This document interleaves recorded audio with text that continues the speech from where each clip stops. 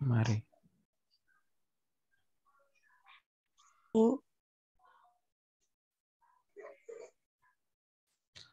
Alhamdulillahirrabbilalamin. Wassalatu wassalamu ala asrafil anbiya'i wal mursalin wa ala alihi wa sahbihi ajma'in.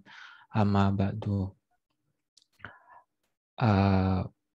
Puji syukur atas kehadirat Allah Subhanahu wa taala yang telah melimpahkan anugerah ilmunya kepada kita semua, terkhusus kepada para hadirin jamaah yang telah hadir di kajian Juanda pada hari Sabtu 25 September 2021, edisi yang keempat dengan topik kelompok akidah dalam Islam, Khawarij, dan gerakan Islam radikal kontemporer.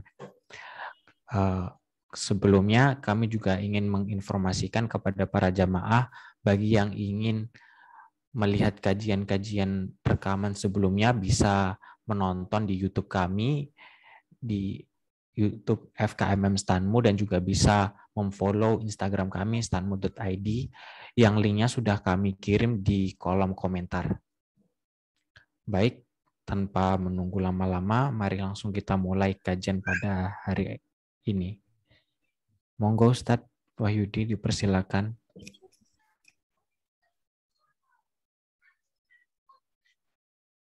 Bismillahirrahmanirrahim. Assalamualaikum warahmatullahi wabarakatuh.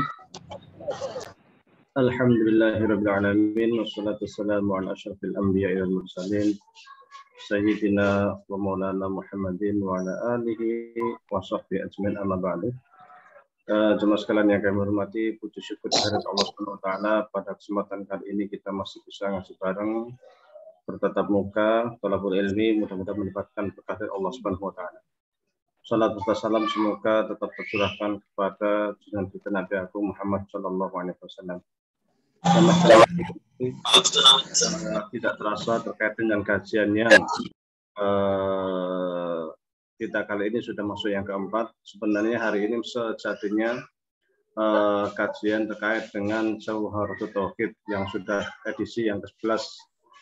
Tapi tadi malam kemarin dari panitia meminta saya untuk melanjutkan kajian terkait dengan Ahlul Haq wa Sunnah yang edisi 4 supaya imbang katanya. Jadi Jawharatul Tauhid 11, nanti Ahlul Haq wa Sunnah 11. Kalau sudah sama-sama 11 baru kita gonta-ganti. Pada pertemuan sebelumnya kami telah membahas tentang Syiah.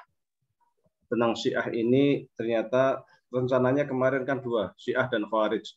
Tapi ternyata tentang Syiah saja waktu yang dihabiskan cukup lama sehingga Khawarij tidak terbahas sama sekali.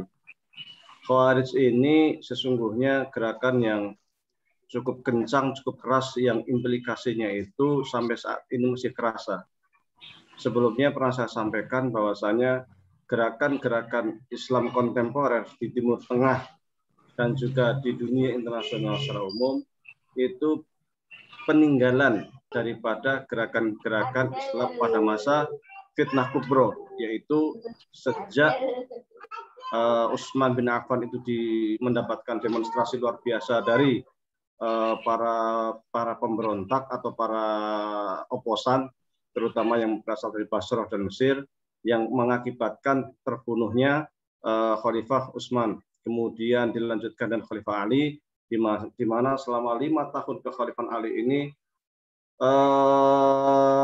kondisi sangat-sangat tidak stabil karena sebagian wilayah, terutama di Syam, mereka masih belum mau memberikan baiatnya kepada Khalifah Ali disebabkan pembunuh Utsman belum diadili atau secara keseluruhan.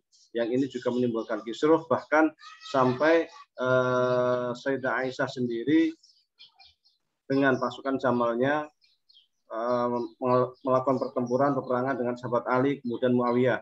Dari sana kemudian sampai saat Muawiyah perang besar dengan sahabat Ali, dan pada akhirnya hampir saja pasukan Ali menang.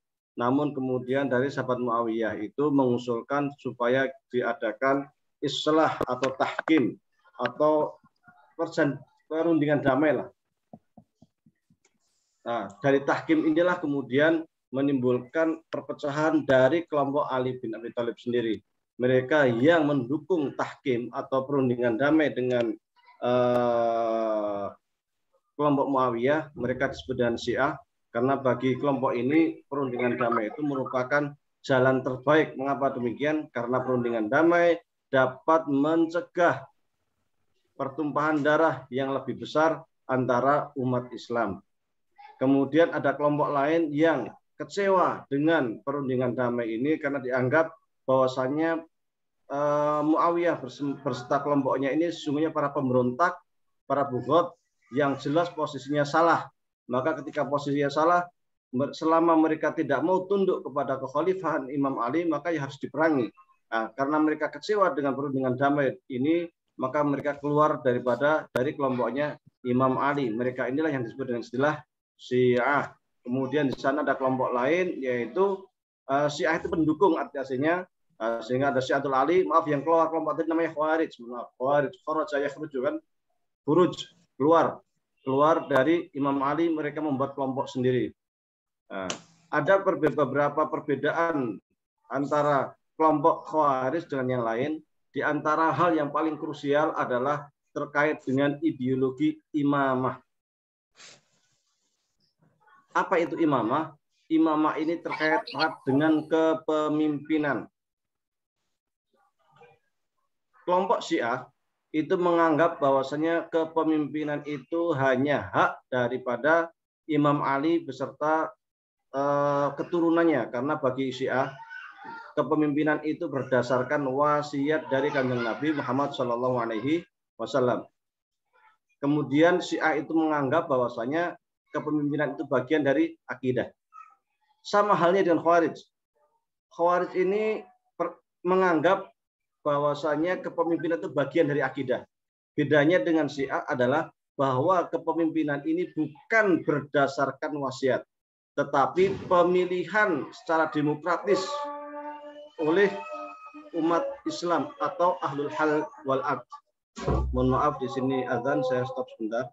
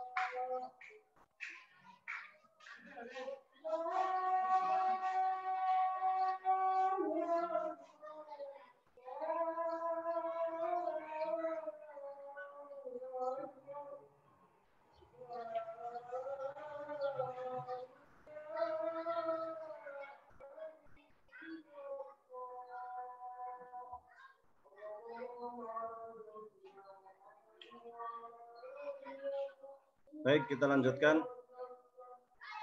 Jadi persoalan krusial sejak Khalifah Ali bin Abi Thalib syahid itu adalah terkait dengan masalah imamah.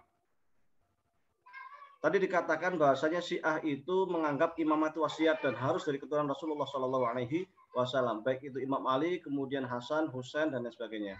Sementara bagi Khawarij, khalifah itu dipilih secara terbuka dan siapapun boleh menjadi khalifah, bahkan budak pun bisa menjadi khalifah, orang ajam pun bisa menjadi khalifah. Dan ini keyakinan ini sesungguhnya juga berbeda dengan keyakinan dari Ahlussunnah wal Jamaah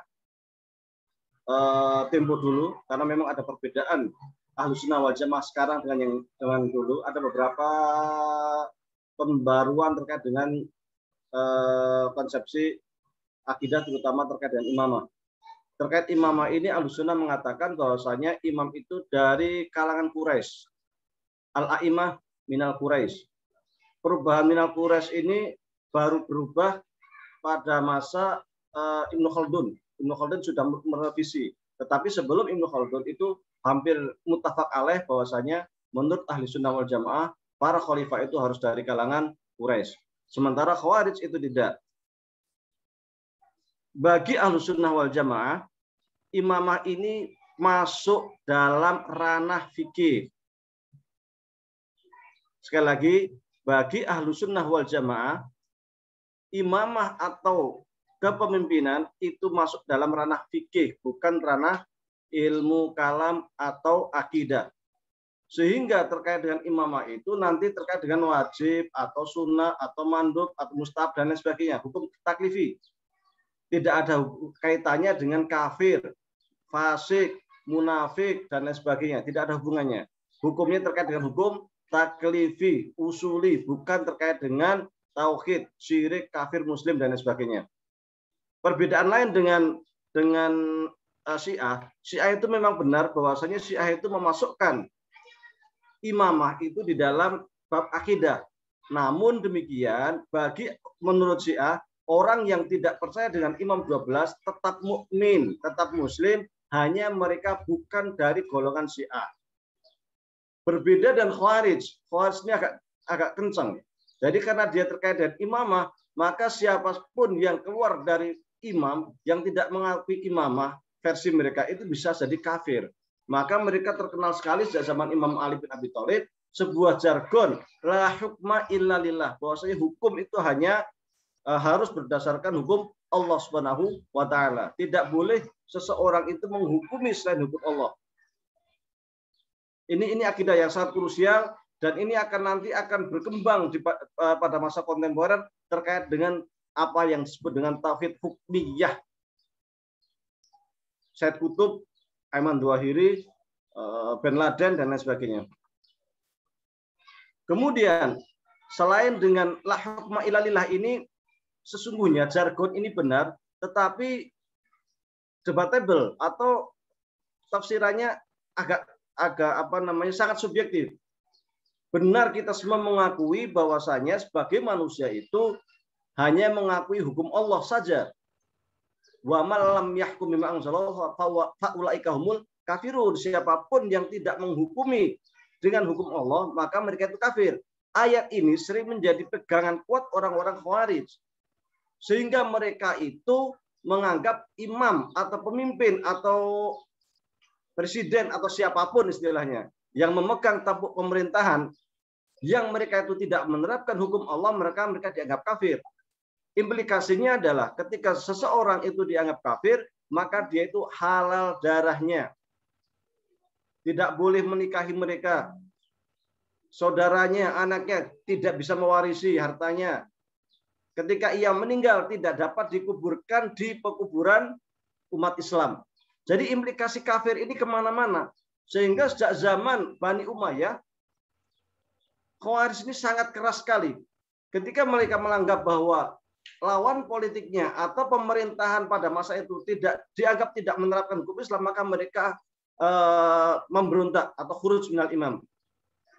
Teologi kedua atau keyakinan kedua bagi mereka adalah bahwasanya amar ma'ruf dan nahi mungkar itu sebuah kewajiban wajib. Bagi kita juga wajib, tetapi wajibnya kita atau ahlu sunnah itu ada tingkatan-tingkatan tertentu. Tetapi bagi kaum Khawarij, kewajiban di sini adalah bahwasanya ketika pemerintahan, ini konteksnya ke politik seringnya itu Khawarij, ketika pemerintahan itu tidak menerapkan hukum Islam sesuai dengan perspektif mereka, maka wajib diperangi dengan kekuatan senjata.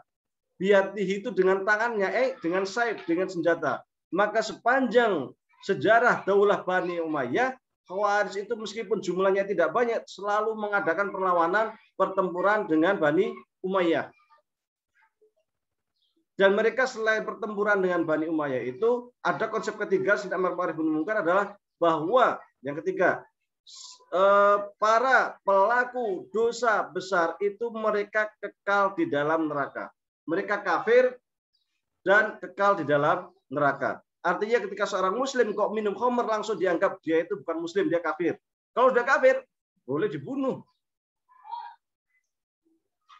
Karena seorang muslim kemudian dia itu berzina, langsung dianggap dia kafir, kekal di neraka, bisa dibunuh. Sangat keras sekali mereka itu, Khawarij ini. Maka implikasi selanjutnya adalah bahwasanya mereka Khawarij ini mudah sekali memberikan cap kafir kepada kelompok lain yang tidak sependapat. Selain itu, cap kafir ini karena keyakinan mereka bahwasanya antara iman dengan amal itu satu kesatuan yang tidak dapat dipisah-pisahkan. Tentu ini berbeda dengan Ahlussunnah, di mana Ahlussunnah itu memisahkan antara iman dan Islam. Seorang muslim ketika tidak sholat, bagi Ahlussunnah dia itu muslim yang pelaku maksiat atau ma'asi, pelaku maksiat. Tapi bukan kafir, dia muslim. Selama dia bersyahadat, dia muslim. Kalau dia muslim, berarti dia diperlakukan seperti halnya seorang muslim. Boleh menikahi anak mereka, ketika meninggal dapat waris, ketika dia meninggal bisa dikuburkan di kuburan al-muslim, dia dijaga, dihormati, darahnya juga haram dibunuh dan lain sebagainya. Punya ketetapan sebagaimana seorang muslim, meskipun dia tidak sholat, tidak puasa, tidak haji, kecuali dia ingkar. Kalau dia ingkar sholat, ingkar puasa, ingkar haji, dia kafir. Menurut paham Ahlussunnah. Tetapi paham Khawarij tidak demikian. Antara iman dengan amal itu merupakan satu kesatuan yang tidak dapat dipisah-pisahkan. Sehingga ketika ada seorang yang mengaku muslim, tetapi dia tidak sholat, dia tidak puasa, dia tidak haji ketika mampu, maka secara otomatis dia itu kafir. Jadi sangat mudah memberikan cap kafir kepada orang lain yang tidak sependapat dengan mereka. Ini Khawarij. Maka sangat radikal sekali. Kemudian ciri selanjutnya adalah bahwa Khawarij itu ketika menghadapi nas-nas Al-Quran ataupun sunnah Rasulullah SAW sangat tekstual atau literal. Memahaminya itu apa adanya. Bahkan juga terkait dengan ayat-ayat sifat, mereka itu cenderung isbat. Sementara kalau ahli sunnah wal jamaah ataupun ahlul haq wa sunnah seperti yang tertulis di dalam HPT bab iman, ketika menghadapi ayat mutasyabihat, maka yang dilakukan adalah dua hal. Pertama tafwid, atau yang kedua adalah takwil. Tetapi mereka tidak mengakui takwil karena kenapa demikian? Karena seluruh ayat-ayat Al-Qur'an itu maknanya adalah haqiqah, la majaz. Jadi kalau kita belajar usul fikih itu nanti ada namanya makna hakiki, ada makna majazi. Makna hakiki adalah makna yang terkandung secara literal seperti halnya yang terus dalam teks. Makna majazi adalah makna metafor. Makna metafor itu seperti halnya kalau saya katakan ada tamu datang dengan membawa buah tangan. Kata-kata buah tangan itu kata metafor. Oh, daun itu tertiup angin hingga melambai-lambai. Nah, kata melambai-lambai itu metafor. Tetapi bagi kaum Khawarij, mereka tidak mengakui adanya metafor di dalam Al-Quran atau Sunnah Rasulullah SAW. Seluruh ungkapan-ungkapan yang ada di dalam ayat-ayat tersebut ataupun di dalam hadis adalah makna hakiki atau makna yang sesungguhnya. Sehingga ketika Allah mengatakan wajah rabbuka wal malaku saffan saffa, Allah bersama malaikat itu datang secara berbaris, ya seperti itu maknanya. Tidak boleh takwil atau tafwid. Percaya apa adanya. Ketika Allah mengatakan yadullah fawqa aydihim, maka ya tangan Allah secara isbat, mana hakiki apa adanya. Padahal bagi Ahlus Sunnah wal Jamaah, ketika kita mengatakan tangan Allah itu dengan makna hakiki, tangan itu kan ada jari, jarinya 5 kalau manusia, kalau hewan ada darah, ada daging, ada tulang. Wah, ini kita namanya tatsim. Tatsim itu membendakan, menyamakan Allah dengan makhluk. Karena Ahlu Sunnah tidak ingin menyamakan Allah dan makhluk dengan sifat tanzihnya tadi, seperti yang dalam HPT. Supaya kita tanzih, maka dilakukanlah ta'wil atau tafwid. Tafwid itu apa? Ya memang ketika ada makna zahir ya seperti itu. Tapi makna zahir itu bukan makna yang sesungguhnya. Bukan makna yang diinginkan oleh ayat. Mana yang diinginkan oleh ayat, hanya Allah yang tahu. Kita serahkan sama Allah Subhanahu wa Ta'ala. Tetapi bagi kalangan Khawarij ini, mereka sangat literal. Ciri lain Khawarij ini adalah bahwasanya mereka kurang mendalami atau bahkan mungkin anti dengan maqasid syariah. Ini implikasi sesungguhnya dari pemahaman literal tadi. Padahal sesungguhnya seluruh bangunan ataupun ayat-ayat Al-Quran, hukum-hukum syariat itu diturunkan menurut paham Ahlussunnah wal Jamaah itu ada tujuan tertentu, ada maksud tertentu. Maksud itulah yang kemudian disebut dengan maqasid syariah. Imam Syatibi mengatakan kuliyatul khamsah. Kuliyatul khamsah itu adalah terkait dengan doruriyat. Doruriyat itu jadi kalau menurut Imam Syatibi ayat Al-Quran ataupun sunnah Rasulullah SAW itu diturunkan untuk satu menjaga secara doruriyat itu untuk melindungi agama, kemudian kedua melindungi jiwa, kemudian melindungi akal, kemudian melindungi kehormatan, ya kan? Satu lagi apa? Jiwa apa? Pertama melindungi agama, jiwa, akal, kehormatan, dan harta. Ada 5. Itu menurut Imam Syatibi. Kemudian nanti ada hajiat, ada tahsiniyat. Hal-hal seperti ini, yang sifatnya maqasid syariah seperti itu, oleh kalangan Khawarij kurang terperhatikan sehingga pemahaman mereka sangat literal, kaku. Maka sering sekali mereka mengatakan kita kembali saja kepada masa sahabat. Kita ingin kepada masa sahabat seperti pada zaman Nabi tanpa melihat realitas kontemporer. Akibatnya kaku. Semua yang dilakukan Nabi dianggap sebagai sunnah. Padahal sesungguhnya apapun yang dilakukan Nabi itu harus kita lihat konteks daripada perbuatan tersebut. Bisa jadi ia merupakan tradisi, bisa jadi ia merupakan anjuran, bisa jadi ia merupakan kebiasaan dan lain sebagainya. Contoh pakai jalabiyah. Apakah pakai jalabiyah itu sunnah? Ya memang sunnah. Kenapa sunnah? Sunnah itu segala sesuatu yang melekat pada diri Rasulullah, baik persetujuannya ataupun perintahnya ataupun perbuatannya. Ya, perbuatan pakai baju kan perbuatan itu. Tapi apakah sunnah itu harus dilakukan? Kan belum tentu. Belum tentu. Bisa jadi sunnah itu tradisi. Ya, saya katakan tadi Rasulullah pakai jalabiyah. Ya memang orang-orang pakai jalabiyah seperti itu. Contoh Rasulullah kalau makan pakai 3 jari, yang dimakan kurma ya 3 jari. Kalau kita makan bubur, masa makan bubur 3 jari, ya harus pakai sendok, kan seperti itu. Nah, ini pemahaman literal seperti ini akan menjadi kehidupan kita jadi kaku. Dikit-dikit, oh ini tidak dilakukan Rasulullah, ini tidak dilakukan sahabat. Kita harus kembali Rasulullah, kita harus meniru Rasulullah. Akhirnya banyak persoalan-persoalan yang sesungguhnya itu sunnah tradisi dianggap sebagai sunnah mutaba'ah, dianggap sebagai sebuah sunnah yang harus diikuti. Kalau segala perilaku Rasul itu harus diikuti, oh Rasulullah hijrah di Makkah ke Madinah, kita harus hijrah. Rasul naik kuda, kita harus naik kuda. Jumut nanti kalau seperti itu. Akhirnya mereka implikasi selanjutnya adalah mudah memberikan cap bid'ah terhadap orang-orang yang tidak mengikuti sunnah Rasulullah SAW menurut mereka. Sehingga fotografi bid'ah, ya kan, teknologi kontemporer dianggap bid'ah, adzan pakai mikrofon bid'ah, pakai tasbih bid'ah. Mudah sekali mengecap sesuatu itu sebagai perbuatan bid'ah. Ciri lainnya adalah bahwasanya mereka ini kalangan Khawarij tidak mampu memisahkan secara pasti antara ilmu akidah dengan ilmu fikih. Jadi antara fikih dengan akidah ini dicampur adukkan. Padahal para ulama itu ketika memisahkan sebuah cabang ilmu itu ada implikasi hukumnya. Ilmu akidah itu implikasi hukumnya adalah nanti ketika bertentangan dengan akidah bisa jadi dia kafir, bisa jadi dia musyrik, bisa jadi dia fasik.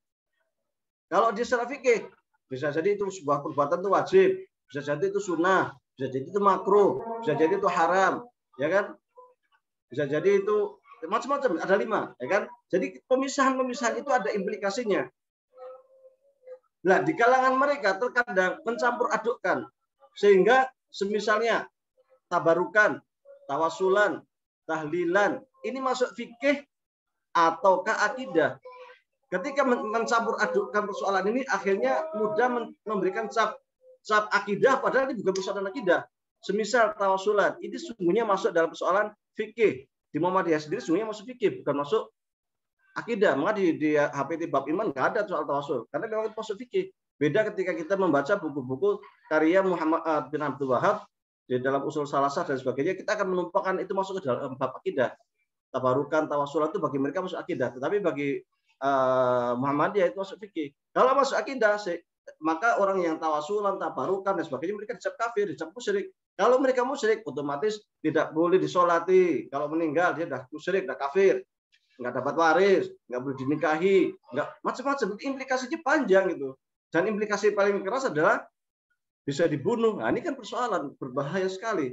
Akhirnya yang muncul adalah sikap keras, radikalisme kontemporer.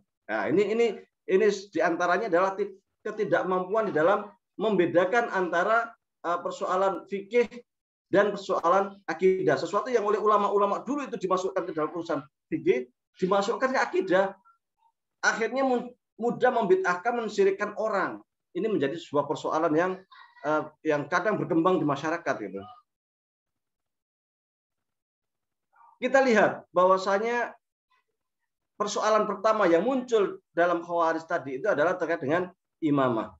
Untuk kontemporer, sesungguhnya gerakan-gerakan Islam kontemporer ini banyak sekali kesamaan dengan gerakan-gerakan Khawarij ini. Apa itu? Yaitu terkait dengan anggapan bahwasanya wa man lam yahkum bima anzalallahu fa ulaika kafirun, itu bahwa siapapun yang tidak menerapkan Allah maka dia kafir, tanpa melihat kafir di sini adalah apakah dia itu kafir harbi ataupun bukan. Sayyid Qutb di dalam bukunya Ma'alim fit Thariq atau di dalam bukunya Fi Dhilalil Quran itu membagi masyarakat itu menjadi 2. Kalau yang tadi kita ke Khawarij masa lalu ya, kita coba back sekarang. Karena saya katakan sebelumnya, persoalan kontemporer ini perebutan antara 3. Khawarij, Syiah, Ahlussunnah wal Jamaah. Di Timur Tengah pun sama. Di Irak, di mana-mana itu 3 ini. Khawarij, Syiah, Ahlussunnah wal Jamaah. Sayyid Qutb membagi masyarakat itu menjadi 2. Pertama masyarakat Islami, yang kedua masyarakat jahiliyah. Karena bagi Sayyid Qutb sesungguhnya adalah terkait jahiliyah ataupun Islami itu bukan sesuatu yang sifatnya itu fisik, tetapi itu sifat. Sifat itu melekat pada diri manusia sejak zaman dulu. Jadi tidak ada pemisahan. Sifat itu di manusia ya. Kita namanya semaju apapun manusia itu ada yang namanya sifat baik, buruk, dermawan, pembohong. Apa ini sifat? Jadi dia tidak akan perubahan fisik manusia itu tidak akan mempengaruhi sifat yang sudah ada pada diri manusia. Nah, maka dia melihat bahwasanya sungguhnya masyarakat itu punya 2 sifat. Yang pertama adalah sifat imani, yang kedua sifat jahili tadi. Masyarakat iman, masyarakat muslim adalah masyarakat yang dia itu menerapkan hukum Islam, perilaku dia ditentukan oleh syariat Islam, dan dia selalu berusaha untuk menjalankan hukum Islam. Jika itu sebuah negara, maka sebuah negara menjalankan hukum syariat Islam. Yang kedua adalah hukum tauhid atau masyarakat tauhid, yaitu mereka yang anti atau tidak menerapkan hukum Islam. Bagi Sayyid Qutb, masyarakat itu juga dibagi menjadi 2. Asrul Madani atau namanya masa Makkiyah, yang kedua masa Madaniyah. Masa Makkiyah itu adalah di masa-masa 10 tahun ketika Rasulullah SAW berada di Mekah. Pada masa itu yang ditanamkan oleh Rasulullah SAW kepada orang-orang mukmin adalah terkait dengan urusan akidah. Maka akidah itu harus diperkuat. Maka sebagian besar daripada hukum syariat itu adalah melihat ataupun melihat daripada perilaku itu sendiri. Yang kedua, Madinah. Kita lihat pada masa Makkiyah itu selama 10 tahun jarang sekali ada hukum-hukum terkait hukum fikih ya. Sangat jarang.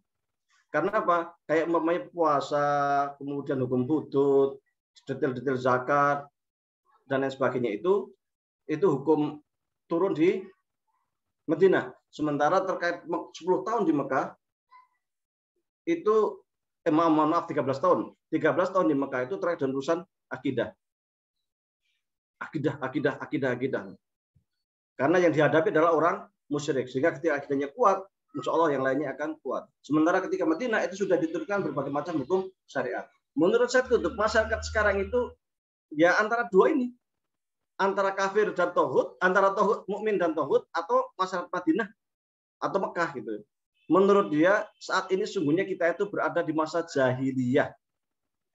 Masa jahiliyah. Kenapa masa jahiliyah? Karena dunia Islam pada umumnya itu tidak menerapkan hukum Islam secara kafah. Padahal Allah Subhanahu wa taala memerintahkan kita untuk masuk Islam secara kafah, untuk fisilmi kafah. Masuklah kalian ke dalam Islam itu kafah sempurna. Sempurna itu di dalam ekonomi, di dalam politik, di dalam sosial budaya dan lain sebagainya. Karena ini tidak diterapkan secara sempurna, maka kita itu sesungguhnya sedang hidup di masa jahiliyah. Jadi menurut Said Qutb sebagaimana yang tertuang di dalam bukunya Ma'alim fi Thariq atau di dalam tafsirnya Fi Dhilalil Quran. Yang lebih kencang lagi adalah bahwasanya pemerintah yang tidak menerapkan hukum Islam itu disebut dengan pemerintah yang tauhid. Tauhid itu kafir. Karena pemerintah ini kafir, maka ia boleh diperangi. Saya tutup sendiri, sungguhnya dia adalah awalnya dia seorang jurnalis. Seorang jurnalis yang sekuler. Kemudian dia juga suka melalang buana kemana-mana, sehingga pada tahun 1948 dia itu berada di Amerika. Tiba-tiba di Amerika kok ada semacam di media ada berita tentang Hasan al-Banna yang terbunuh, kemudian berbagai macam analis dan tentang Hasan al-Banna dan kegembiraan orang Amerika, politikus Amerika dan terbunuhnya Hasan al-Banna.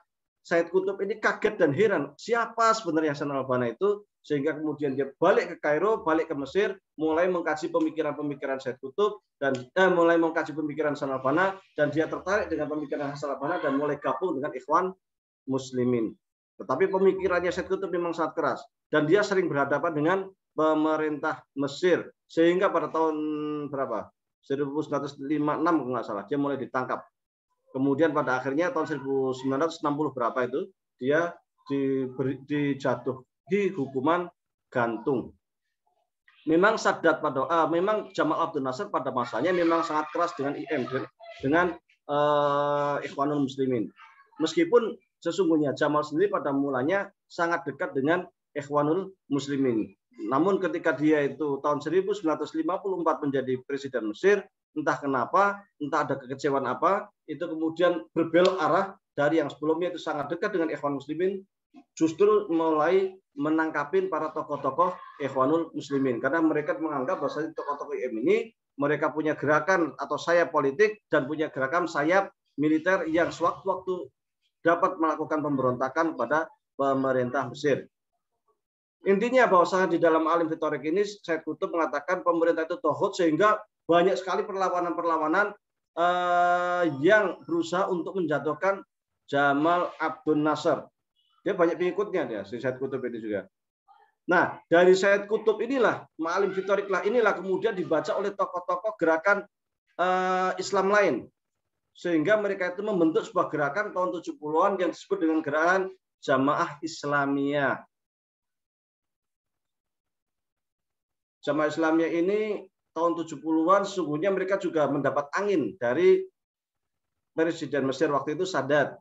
Karena setelah Jamal Abdel Nasser itu meninggal, Sadat cenderung kepada gerakan Islamis dan memberikan angin kepada kaum Islamiyun. Bahkan Sadat itu juga yang membuat undang-undang terkait penerapan hukum Islam di Mesir, dan bahwasanya membuat taknin, istilah taknin itu apa ya? Semacam undang-undang yang disempurnakan, yang sangat rapi terkait dengan hukum Islam di Mesir, karena Mesir itu secara hukum sesungguhnya adalah mengakui Islam sebagai sumber hukum, kemudian bahasa Arab sebagai bahasa nasional. Terkait hal ini sesungguhnya di Mesir tidak pernah berubah sejak masa masuk Islam itu masuk ke Mesir sampai saat ini. Mesir belum pernah merubah undang-undang terkait dengan agama resmi adalah agama Islam, hukum resmi adalah hukum Islam, bahasa resmi adalah bahasa Arab. Namun secara itijah, secara aliran politik, tahun 60-an 50-an Mesir itu ke Rusia, lebih cenderung kepada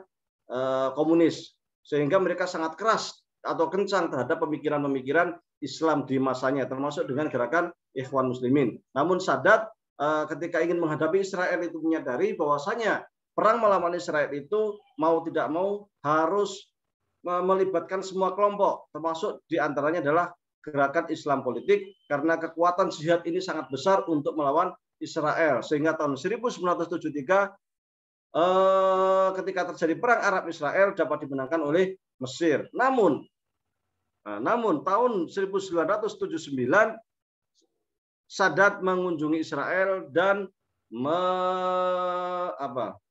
menandatangani perjanjian damai dengan Israel oleh gerakan Islam yang sebelumnya itu gerakan Islam mendapat ruang oleh Sadat, bahkan orang-orang yang dipenjara, orang-orang IM dan sebagainya yang sebelumnya itu dipenjara pada masa Jamal Abdel Nasser itu dikeluarkan mendapat angin oleh kesempatan oleh Sadat. Tapi kemudian Sadat mengunjungi Israel, maka orang-orang Islamiyun ini melihat bahwa Sadat ini telah berkhianat.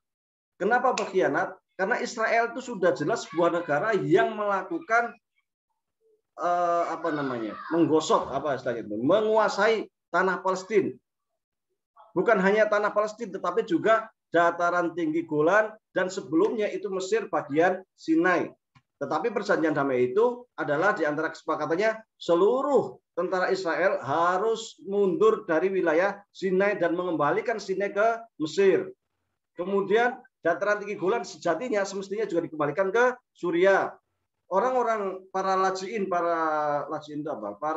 pengungsi Palestina harus dikembalikan ke Palestina, tetapi ternyata Israel seperti halnya biasanya, seperti yang sering disebutkan dalam Al-Quran juga, mereka itu suka mengingkari janji, ya kan gitu. Iya, Mesir dikasih, tapi yang dataran tinggi Golan enggak. Para pengungsi Israel nggak boleh balik lagi dan sebagainya. Orang-orang gerakan Jamaah Islamiyah ini merasa geram, marah melihat sikap Sadat ini, sehingga mereka menganggap bahwa Sadat itu pengkhianat, dan gerakan Islam Jamaah Islamiyah ini sesungguhnya sudah masuk bukan hanya di tingkat masyarakat, tetapi juga di militer. Sehingga di militer itu ada beberapa orang, banyakkan beberapa kelompok, salah satunya namanya Khalid Islam Buli, di mana tahun 1981 ketika terjadi parade militer memperingati kemenangan Mesir Israel, dia dengan dengan mengangkat senjatanya menembakkan arah ke Sadat sehingga Sadat meninggal dunia. Otomatis sejak itu kemudian Mubarak naik dan orang-orang Jamaah Islamiyah banyak ditangkapin, dipenjara dan dianggap sebagai gerakan radikal. Nah, saat-saat itulah terjadi benturan luar biasa antara kelompok Islam Jamaah Islamiyah dengan pemerintah Mesir. Apalagi kemudian Jamaah Islamiyah ini sangat kencang menyuarakan bahwasanya pemerintah Mesir itu tauhid. Kenapa tauhid? Karena tidak menerapkan hukum Islam. Ternyata gerakan Jamaah Islamiyah ini bukan hanya berkembang di Mesir, tetapi juga berkembang di berbagai negara Islam. Ciri-ciri Jamaah Islamiyah itu adalah mengkafirkan pemerintah yang menurut mereka tidak sesuai dengan hukum Islam. Padahal kalau kita merujuk kepada buku-buku karya ulama klasik tentang Darul Islam wa Darul Kufri, seperti halnya buku karya Ibnul Qayyim, kalau nggak salah di dalam I'lamul Muwaqqi'in, itu di sana jelas dikatakan terkait apa itu yang disebut dengan pemerintah Islam. Pemerintah Islam maksudnya adalah pemerintah yang tidak melarang masyarakat untuk melaksanakan hukum Islam. Maka ketika masyarakat ini adalah masyarakat Islam dan pemerintahnya tidak melakukan pelarangan umatnya atau masyarakatnya untuk menerapkan hukum Islam, maka menurut Ibnu Qayyim negara ini sudah dianggap sebagai Darul Islam. bukan darul kufri. Tetapi bagi orang-orang jamaah Islamiyah, mereka menganggap bahwasanya hukum Islam itu ya harus diterapkan secara keseluruhan. Selama tidak diterapkan, satu saja nggak diterapkan, maka kafir. Dan fatalnya lagi, pemahaman syariat Islam itu dipahami secara sempit, yaitu terkait dengan hukuman hudud kisos saja itu. Sehingga negara-negara yang tidak menerapkan hukum Islam kayak hudud kisos dianggap bukan negara Islam. Nah, ini kan menjadi persoalan gitu, menjadi masalah. Padahal hukum Islam kan sangat luas terkait dengan sholat. Alhamdulillah kalau di Indonesia lah, konteks keindonesiaan, pemerintah kita membebaskan kita untuk sholat, puasa, haji, bahkan haji diatur, bahkan hukum wakaf diatur. Kayak di Mesir juga sama, hukum wakaf juga diatur. Kemudian ekonomi Islam berkembang, didukung dan lain sebagainya. Bahkan ada undang-undang zakat, ada undang-undang wakaf, ada macam-macam. Ini adalah bagian daripada hukum Islam. Ketika Syekh Ali Jum'ah ditanya tentang kenapa Mesir belum menerapkan hudud dan kisos, dia menjawab bahwasanya kondisi saat ini masih belum memungkinkan karena masih sering banyak syubhat di masyarakat, sehingga ketika itu diterapkan akan terjadi kekacauan atau kurang pas. Maka kaidah yang digunakan adalah darul qubah bisyubhat atau darul hukmi bisyubhat, yaitu kita menolak tidak menerapkan hukuman tertentu karena adanya syubhat tertentu. Tetapi secara yang lain adalah bisa diterapkan. Seperti di Mesir kalau ada pembunuh ya digantung, hukuman pembunuhnya digantung. Tidak dipenggal kepalanya tapi digantung. Pemerkosa ya digantung ya, di Mesir ya. Seperti itu. Jadi hanya karena tidak menerapkan hudud, hanya karena tidak menerapkan kisos, maka langsung dianggap sebagai pemerintah yang kafir kemudian diperangi. Dan ternyata pemikiran ini dibawa kemana-mana. Salah satu tokoh terkenal daripada jamaah Islamiyah namanya Aiman Zawahiri. Kemudian Naji Ibrahim. Naji Ibrahim itu akhirnya bertobat di penjara, masuk penjara dan bertobat, dan akhirnya melakukan murojaah. Murojaah itu melakukan koreksi ulang terhadap pemikiran-pemikiran gerakan Islam jamaah Islamiyah, dan sekarang cenderung mempromosikan untuk deradikalisasi gerakan Islam. Dia kemana-mana promosi terkait dengan deradikalisasi itu. Itu Naji Ibrahim. Dia aslinya adalah pentolan bahkan pimpinan daripada jamaah Islamiyah. Namun Aiman Zawahiri sekarang sudah lumayan. Awal-awal tahun 70-an, 80-an, 90-an, Aiman Zawahiri juga sangat kencang. Sehingga dia sendiri lari dari Mesir. Sekarang ada di Afghanistan. Maka sering terjadi ledakan-ledakan di Mesir itu. Tahun 1997 itu ada para turis yang ada di Luxor, itu berapa bis itu diledakkan. Ini namanya jamaah Islamiyah. Yang selalu dilawan adalah pemerintah Muslim, karena pemerintah Muslim itu dianggap tauhid sehingga harus dilawan. Ini karena teologi yang dia pegang tadi, la hukma illa lillah, seperti yang sering dipegang oleh kalangan Khawarij. Apa perbedaannya gerakan jamaah Islamiyah dengan Al-Qaeda? Nah, ini kan sering kita ada Al-Qaeda, ada jamaah Islamiyah. Sesungguhnya berbeda Al-Qaeda itu. Dari sejarahnya sendiri juga sudah berbeda. Wah, ini waktunya sudah hampir 1 jam ini. Al-Qaeda ini awalnya itu merupakan sebuah gerakan Islam yang didesain oleh Amerika, dibentuk oleh Amerika di Pakistan untuk menggait para mujahidin dari seluruh dunia melawan, membantu membantu ihtilal, penjajahan Ittihad Sovieti, penjajahan Uni Soviet di Afghanistan. Mereka gelurakan semangat jihad, semangat keislaman luar biasa, dilatih pertempuran, untuk mereka ke Afghanistan, kemudian melawan Uni Soviet. Karena pada waktu itu, pada masih tahun 1980-an, 70-an, 60-an itu, sesungguhnya di dunia masih ada perang dingin antara dua blok, yaitu blok Barat yang dipimpin oleh Amerika dan Eropa Barat, dan blok Timur yang dipimpin oleh Uni Soviet, kemudian Eropa Timur, dan beberapa negara Asia Tenggara. Indonesia sendiri non-blok, Mesir juga non-blok secara teori. Tetapi secara praktis zaman Jamal Abdel Nasser dan zaman Soekarno lebih cenderung ke Uni Soviet. Tetapi secara teori itu kita aslinya non-blok. Baik, tahun 80-an itu masih perang dingin, sehingga Amerika berusaha untuk menghancurkan Uni Soviet. Salah satu caranya adalah dengan memberikan bantuan kepada kaum mujahidin yang berada di Afghanistan untuk mengusir Uni Soviet. Karena Afghanistan ini dari sisi geografis letaknya sangat strategis. Di situ berbatasan dengan Cina, di situ bisa memonitor Uni Soviet, di situ bisa memonitor Iran, di situ ada Laut Kaspia, di mana Laut Kaspia itu sendiri banyak minyaknya. Jadi sangat strategis nih yang namanya Afghanistan ini. Nah, ini dibentuklah gerakan Al-Qaeda ini dan pada akhirnya Al-Qaeda ini bisa mengusir Uni Soviet yang menjajah Afghanistan. Bahkan pada tahun 89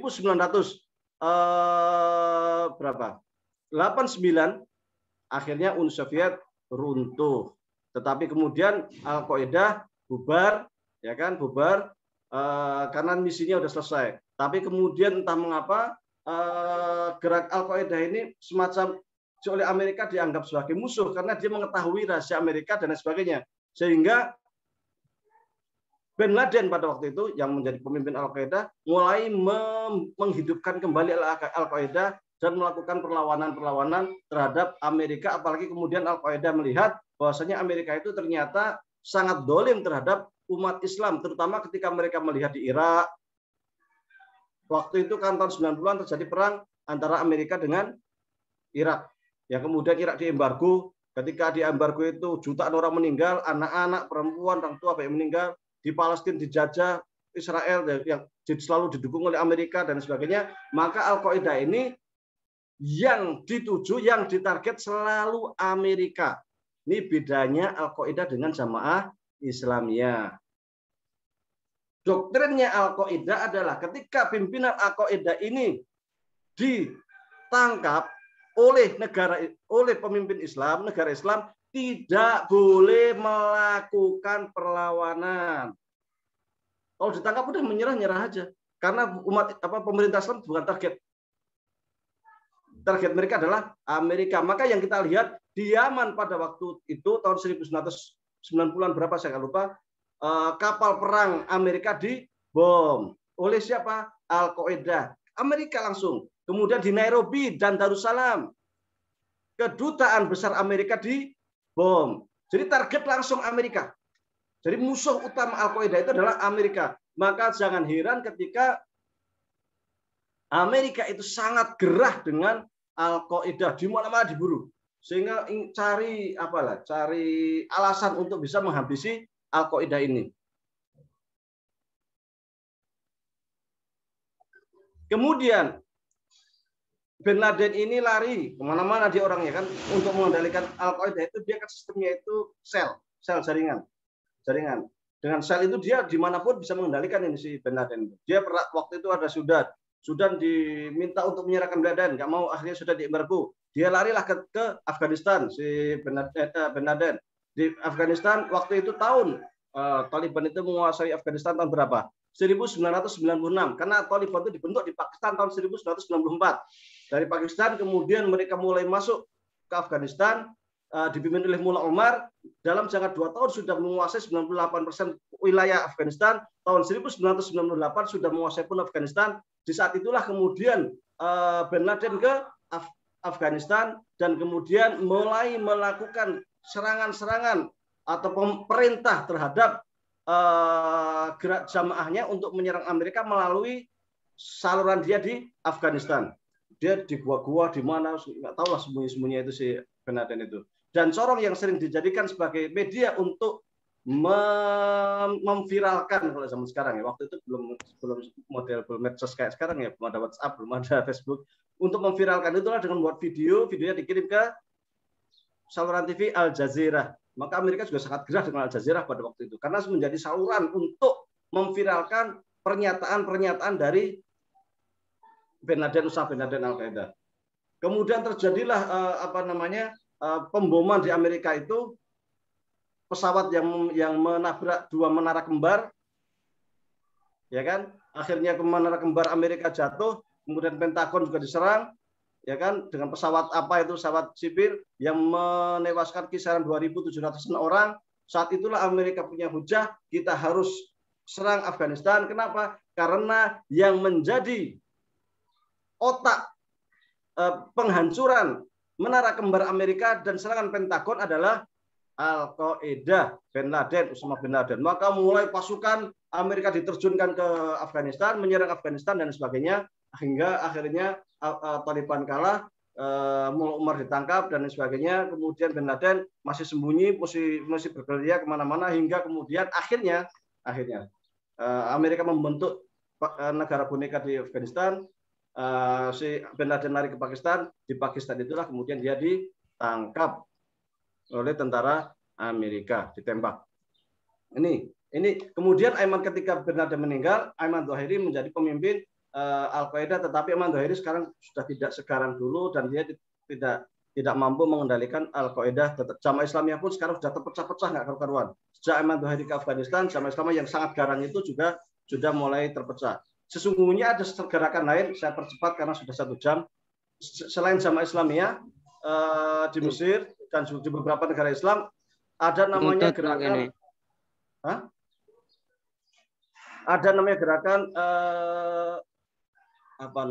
Ansor Baitul Maqdis. Ansor Baitul Maqdis ini juga sangat kencang, mirip dengan gerakan Jamaah Islamiyah. Kemudian di Suriah pada tahun lalu, sejak terjadi revolusi Arab, itu juga muncul ISIS, di mana ISIS ini bisa menguasai sepertiga Suriah, Irak dan sebagainya, dan mereka gerakannya sangat radikal. Apalagi kemudian yang kayak tadi yang saya katakan bahwa mereka saya anggap sebagai Khawarij karena mereka juga sangat kencang terkait dengan Sufi. Masjid-masjid yang ada tarekat Sufi dibom, kemudian yang kalau ada orang tawasulan dianggap kafir, musyrik, kemudian makam-makam para wali yang sering diziarahin dihancurkan, dibom dan lain sebagainya. Dan golongan Islam lainnya yang tidak sependapat dengan ISIS juga dianggap kafir, sehingga mereka itu memerangi semua kelompok Islam. Bukan hanya pemerintah, tapi juga kelompok Islam. Tetapi sesungguhnya ISIS ini sesungguhnya mendapat dukungan juga dari Amerika untuk menghancurkan siapa? Assad. Assad ini sulit sekali dihancurkan. Karena sejak Irak ini, negara Arab ini, Timur Tengah, udah 1 jam ya. Timur Tengah itu yang paling kuat itu dulu Irak, kemudian Iran, kemudian Sudan, Libya, Mesir, Suriah kan? Libya sudah bisa dia tundukkan, sudah diembargo lemah, Irak hancur lebur, ya kan? Ya Iran ini sulit sampai sekarang kuat. Suriah ini sulit sekali, mau sampai di macam-macam sampai sekarang masih kuat di Suriah. Meskipun secara kekuatan sudah mungkin berkurang daripada dulu, tetapi sampai sekarang masih kuat.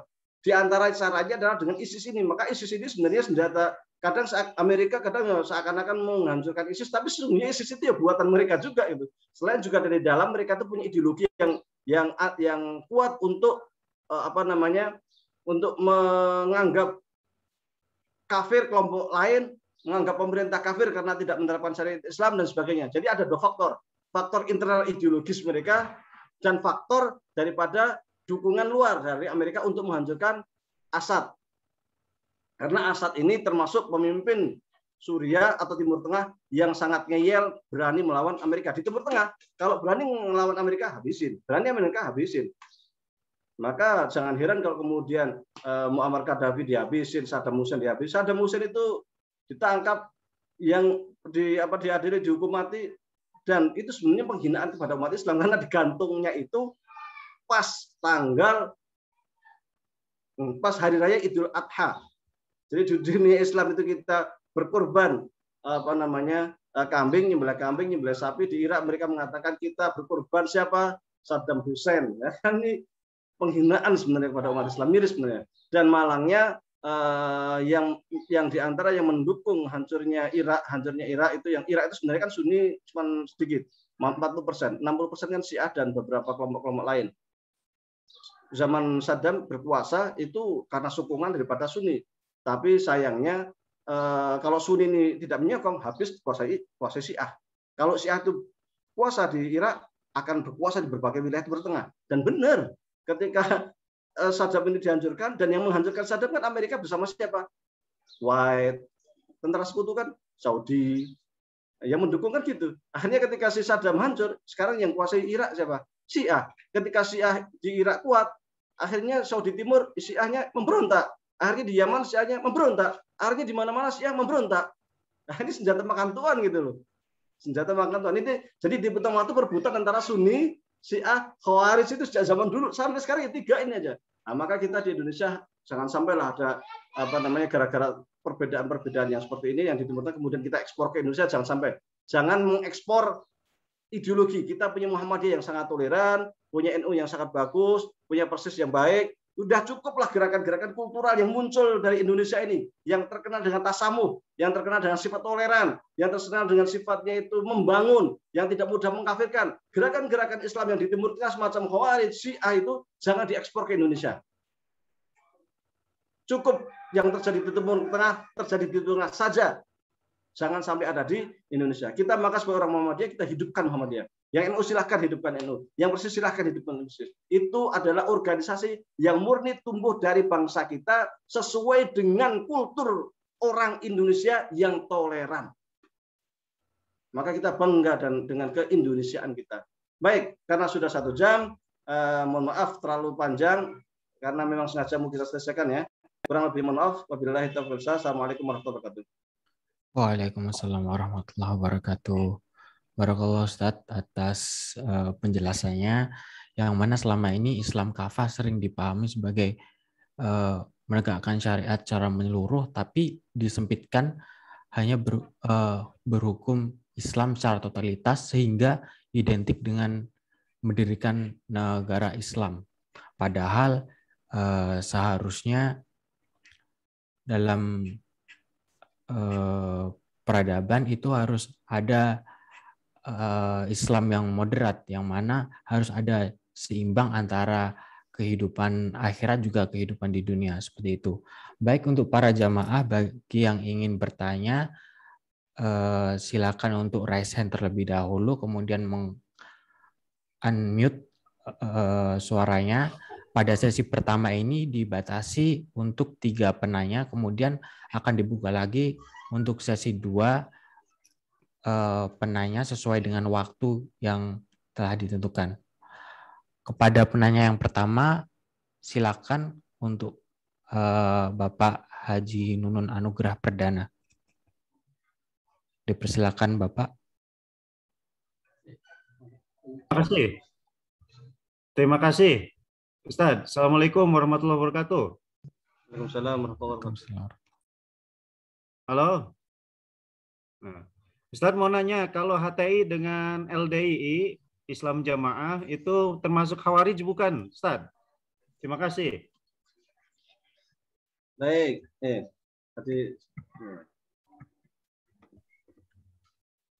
Terima kasih, Ustaz. Ditunggu jawabannya. Sama-sama, siap. LDI sama HTI ya? Ya.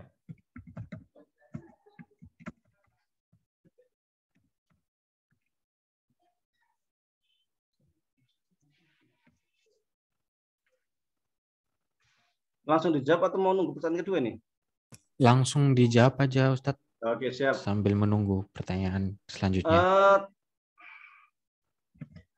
Saya jawab yang HTI dulu.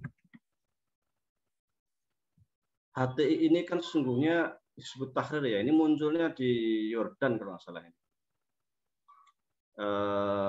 Dan jargon mereka itu khilafah Islamiyah.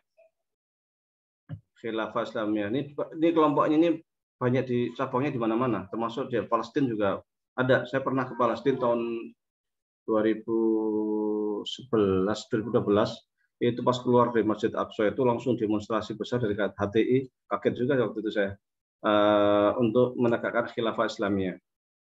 Kalau saya lihat memang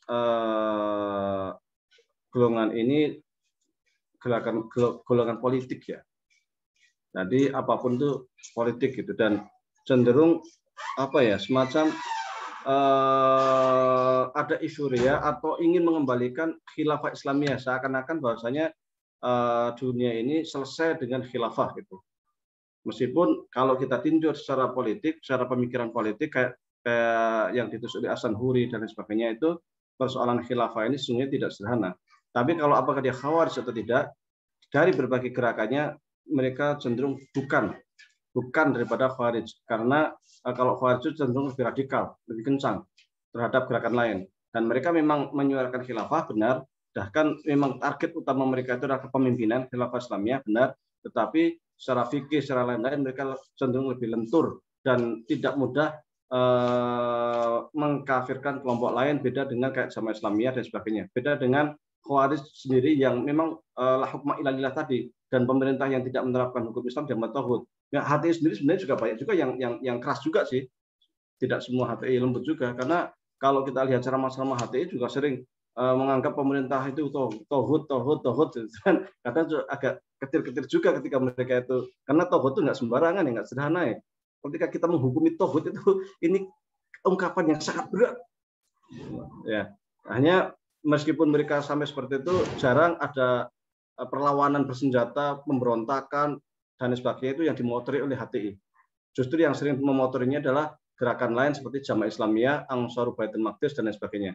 Tetapi dari HTI sendiri tidak. Kalau Khawarij itu amar ma'ruf nahi munkar wajib, sehingga bukan hanya memberikan cap tauhid kepada pemerintah, tetapi wajib melakukan perubahan politik itu dengan senjata. Maka sepanjang daulah Bani Umayyah dan sepanjang sejarah Jamaah Islamiyah di Mesir, mereka itu sering sekali melakukan ledakan di mana-mana yang ditujuin pemerintah-pemerintah itu, jenderal-jenderal atau siapalah itu. Pokoknya bagaimana membuat kekacauan lah, karena kelompok mereka dianggap kafir. Sementara HTI tidak seperti itu. Mereka meskipun mereka sama-sama punya jargon la hukmanillah, sama jargonnya, sama-sama menganggap politik itu sangat penting, tetapi tidak sampai kepada gerakan yang sifatnya itu radikal, pengeboman dan sebagainya. Itu yang pertama. Yang kedua terkait LDI. LDI itu jelas bukan Khawarij, tetapi dia itu gerakan yang aneh hasil LDI. Mereka menganggap yang lain kafir juga itu, tapi mereka lebih ke sosial, lebih ke fikih atau apa ya? Nggak ke politik gitu loh. Kalau Khawarij itu politik, bermula dari politik dan tujuan politik. Mirip dengan HTI sebenarnya, politik itu. Tetapi kalau HTI itu tidak sampai seradikal itu dalam tataran praktis. Kalau Khawarij itu sangat radikal dalam tataran praktis dan teori. HTI kencang di dalam teori, tetapi dalam praktisnya tidak. HTI itu juga kencang juga, tetapi tidak ke politik. Mereka itu cenderung ke sosial. Pokoknya masjid, kalau kita sholat di masjidnya HTI itu, kita habis sholat karena kita dianggap kafir, najis ya kan, kemudian dilap, dipel ulang, masjidnya dipel gitu. Ini jadi mengkafirkan orang lain, kelompok lain, tetapi tidak sampai kepada gerakan politik. Kalau Khawarij itu politik. Sekali lagi, Khawarij itu gerakan politik. Termasuk juga Jamaah Islamiyah, kemudian ISIS, kemudian Ansarul Baitul Maqdis, itu gerakan politik. Oleh karena itu, karena gerakan politik ini sangat radikal dan sangat berbahaya, dan pengaruhnya di dunia Islam sangat masif, maka para ulama Azhar juga berusaha untuk memberantas gerakan ini secara pemikiran. Banyak buku-buku yang diterbitkan oleh Al-Azhar, ada belasan seri bahkan, diantaranya adalah, ini ada buku judulnya Khawarijil Asri, Ar-Raddu ala Khawarijil Asri, kritik terhadap kaum Khawarij kontemporer. Buku ini terdiri dari 5 jilid dan sangat bagus karena berusaha untuk mengantar ideologi Khawarij dari berbagai macam sisi. Demikian, wallahu a'lam. Terima kasih, Ustaz. Sama-sama. Baik, untuk pertanyaan selanjutnya kepada Bapak Azan Mahdi, dipersilakan untuk bertanya langsung, Bapak. Assalamualaikum warahmatullahi wabarakatuh. Waalaikumsalam. Jazakumullah khairan kepada moderator yang telah memberikan saya waktu untuk bertanya.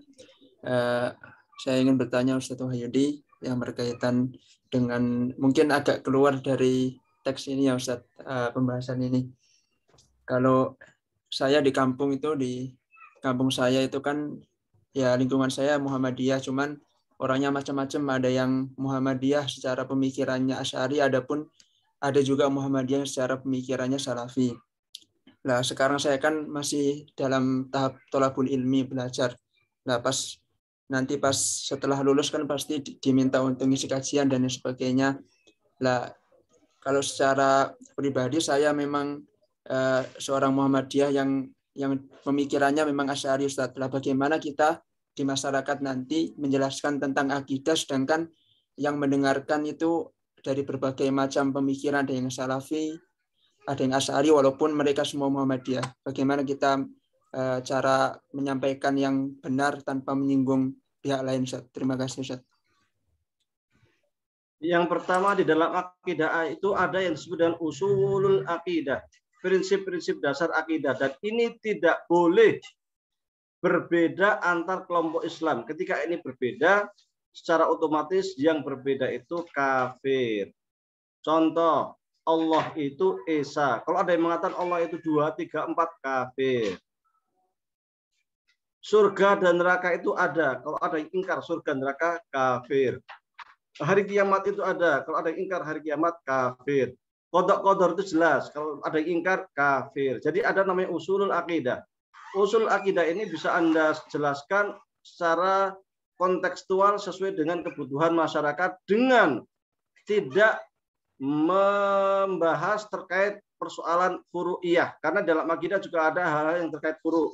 Misal terkait dengan ayat-ayat mutasyabihat, terkait dengan sifat-sifat Allah dan sebagainya. Maka hal-hal ini bisa dihindari untuk menghindari konflik. Anda bisa mencontoh misalnya kalau kitab tauhidnya punya Muhammad Abduh itu berusaha untuk menghindari konflik. Berusaha untuk menghindari, bisa sangat mudah. Dan apalagi ketika yang dihadapi masyarakat umum, orang awam, ya udah tentang Allah kan intinya daripada tauhid kan bagaimana supaya kita itu lebih mendekatkan diri kepada Allah. Itu aja. Kecuali nanti ditanya persoalan-persoalan yang sifatnya itu ikhtilaf ulama. Nah, ini baru di situ kita perlu hati-hati. Tapi ketika kita berhadapan dengan orang awam, itu memang perbedaan pendapat itu sejauh mungkin untuk dihindari. Karena memang itu akan memperuncing persoalan yang sudah ada gitu. Kita mencari yang sudah sepakat, kita tinggalkan yang mukhtalaf alaih. Itu yang pertama. Yang kedua, ketika ada yang bertanya tentang akidah Muhammadiyah dan sebagainya, kembalikan ke HPT, Himpunan Putusan Tarjih. Karena di HPT itu sudah dijelaskan secara jelas terkait dengan poin-poin Muhammadiyah. Ya kalau Anda jamaah Muhammadiyah, silahkan ikut HPT. Kalau yang NU ya silahkan ikut NU kan gitu. Kalau Muhammadiyah ikut HPT aja gitu. Ya itu sudah dirajihkan oleh Muhammadiyah, sudah sidang tarjih, sudah menjadi sebuah putusan. Kan di Muhammadiyah itu kan ada 3, ada namanya putusan paling tinggi. Bawahnya putusan itu namanya fatwa. Itu tingkatan yang kedua. Fatwa itu masih bisa berubah. Kalau putusan itu sudah kesepakatan seluruh sudah sidang muktamar ya kan, sudah sidang majelis tarjih ini nasional. Nah, ini kalau dikata mau dirubah harus sidang secara nasional lagi gitu. Itu yang putusan itu. Kalau fatwa kan tim daripada fatwa di majelis tarjih. Jadi ini masih mudah lah untuk berubah. Yang ketiga itu namanya rekomendasi. Rekomendasi itu kan usulan-usulan atau rekomendasi dari para intelektual, para ulama Muhammadiyah. Nah, terkait iman, terkait akidah itu sudah putusan, sudah di HPT itu bab pertama, maka dia menjadi keputusan tertinggi. Itu yang harus kita pedomani. Maka ketika ulama Muhammadiyah di bawahnya itu menulis buku tentang tauhid Muhammadiyah dan digunakan untuk jamaah Muhammadiyah, harus merujuk kepada tauhid yang ada di dalam HPT itu, kecuali tidak dijadikan sebagai panduan di lembaga Muhammadiyah. Itu terserah, bebas lah, mau ikut apapun, mau ke Syekh Utsaimin, ke siapa, bebas. Tapi ketika itu dijadikan rujukan di lembaga Muhammadiyah, kayak pesantren Muhammadiyah, kayak Universitas Muhammadiyah, harus merujuk ke HPT, karena HPT itu sudah menjadi putusan. Dan ini harus ditekankan. Kalau ada masyarakat Muhammadiyah menolak, ya aneh. Kok Anda menolak? Anda kan Muhammadiyah. Ya, ini keputusan Muhammadiyah. Ini HPT jelas. Kasihkan aja HPT.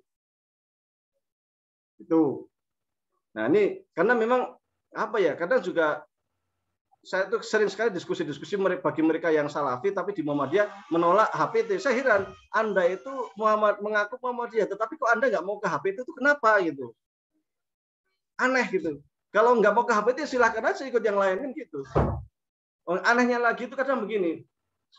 Kalau kita yang dari internal Muhammadiyah sendiri ya, anehnya lagi jadi internal Muhammadiyah itu ketika orang secara fikihnya, katakanlah dia subuhnya pakai kunut, tarawihnya 23 rakaat, kemudian dia pakai usoli, itu langsung dicap tuh, kamu bukan Muhammadiyah ini, kamu NU ini, gitu kan? Tapi ketika akidahnya ditinggal, ikut Salafi apa, kok tetap enjoy aja, nggak ada teguran, lo kamu ini bukan, nggak ada itu, biasa aja gitu. Bahkan gerakan ini menguat di Muhammadiyah, gerakan Salafi ini sekarang menguat banget, terutama di daerah Jakarta, kemudian Pantura itu gerakan Salafi itu menguat. Bahkan terkadang sampai terjadi rebutan masjid antara orang Muhammadiyah sendiri dengan Salafi. Kalau orang Salafi yang ngisi pengajian mereka datang, giliran yang ngisi itu dari Muhammadiyah pada nggak datang. Kayak pemboikotan secara terstruktur gitu loh. kadang kalau saya mau jujur ya kadang sebel juga gitu. Nah, jadi mereka dianggap mau dianggap Muhammadiyah, maunya mereka dianggap Muhammadiyah, tetapi tidak mematuhi apa-apa yang sudah diputuskan oleh Muhammadiyah gitu. Sehingga apa namanya dari PWM Kalimantan kalau nggak salah, Kalimantan mana? Kalimantan Selatan atau mana? Itu secara tegas mengatakan dai-dai yang di Masjid Muhammadiyah harus dari Muhammadiyah, tidak boleh dari Salafi. Sampai disebutkan tidak boleh dari Salafi karena memang sifat seperti itu. Kemudian kalau sudah di dalam menguasai, kemudian membid'ahkan orang-orang tarjih, membid'ah amalan Muhammadiyah dan lain sebagainya. Seperti halnya kita pakai hisab bid'ah dan sebagainya. Kan jadi aneh ini. Anda di Muhammadiyah tetapi Anda tidak menghormati putusan tarjih, fatwa tarjih, ini gimana ini? Kacau itu sebetulnya. Kan seperti itu. Intinya kalau masalahnya majmu', cari hal-hal yang sifatnya tidak mukhtalaf alaih. Cari sesuatu yang masih menjadi kesepakatan bersama. Karena ketika kita menerangkan neraka, surga dan sebagainya juga kita bisa kok dengan hal yang simpel sederhana. Adapun detail-detail itu kan sebenarnya kan persoalan yang sudah terkait dengan filsafat. Dan sesungguhnya fur akidah yang unik itu hanya boleh disampaikan kepada mereka yang punya basic keilmuan tertentu. Orang awam nggak boleh itu sebenarnya. Saya nggak tahu juga orang-orang mereka terus kesana kemari itu ngomong tentang takwil haram, tafwid haram, kita harus begini. Ini tuh bukan konsumsi masyarakat awam. Ini tuh konsumsi mereka-mereka yang terpelajar, yang sudah pernah mondok, yang pernah belajar nahwu shorof, bukan orang awam gitu. Tapi dipromosikan sedemikian rupa hal-hal yang sifatnya khilafiyah, usuliyah, yang semestinya bukan konsumsi mereka ini akhirnya makanya hal-hal seperti ini pernah terjadi pada Imam Ghazali.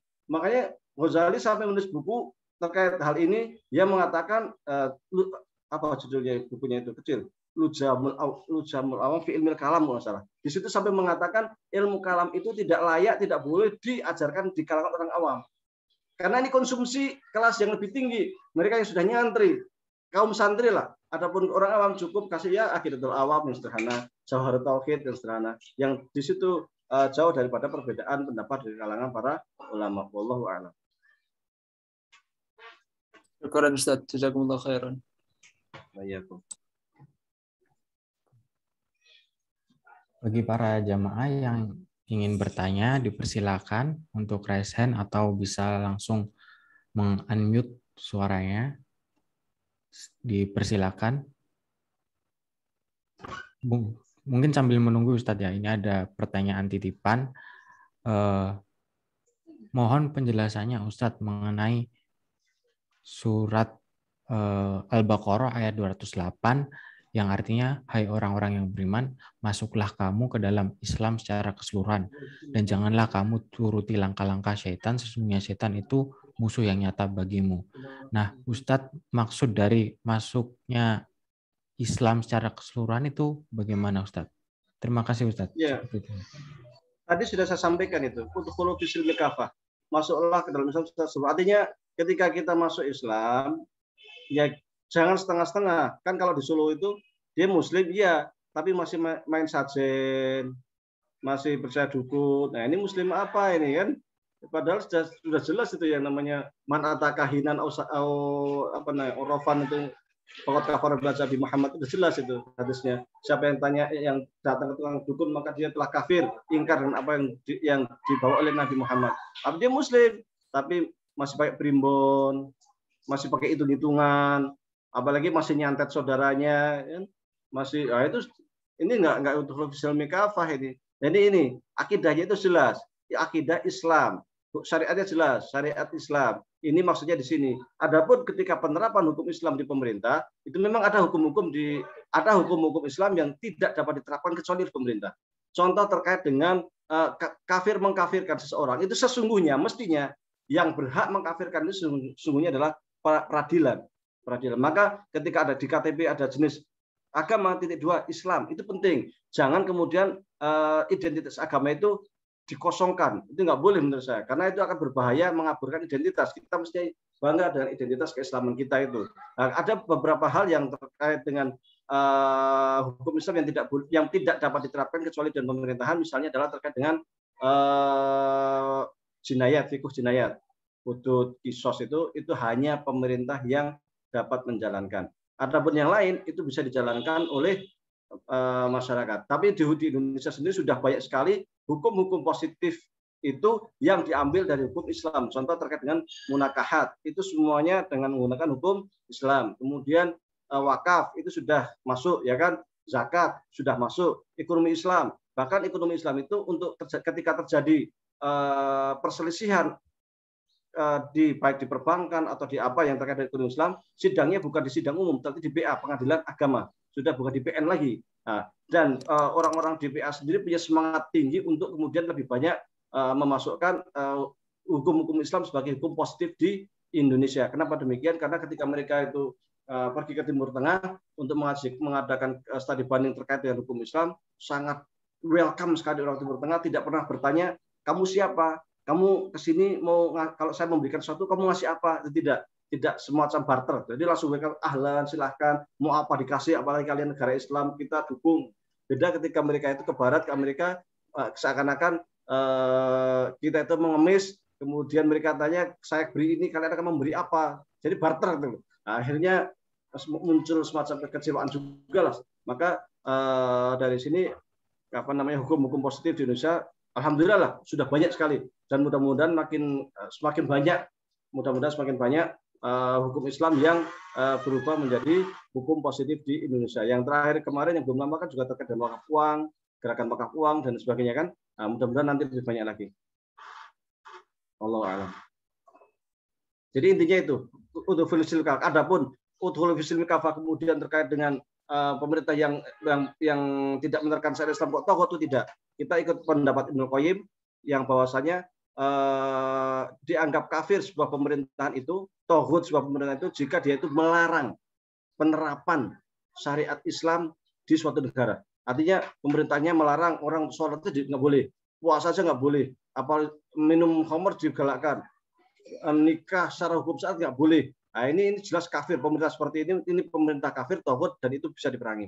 Tetapi selama pemerintah itu masih membolehkan rakyatnya untuk melakukan hukum Islam, apalagi hukum Islam itu banyak yang dijadikan sebagai hukum positif, maka sudah jelas bahwa pemerintah itu adalah pemerintah Islam, dan dia menurut standar Ibnu Qayyim masuk Darul Islam. Wallahu a'lam. Barakallahu Ustaz atas jawabannya. Bagi para jamaah yang mau bertanya, masih dipersilakan. Ya, Assalamualaikum warahmatullahi wabarakatuh. Waalaikumsalam warahmatullahi wabarakatuh. Silakan Pak Riza. Pak Riza Aziz dari pimpinan cabang Muhammadiyah Parakan.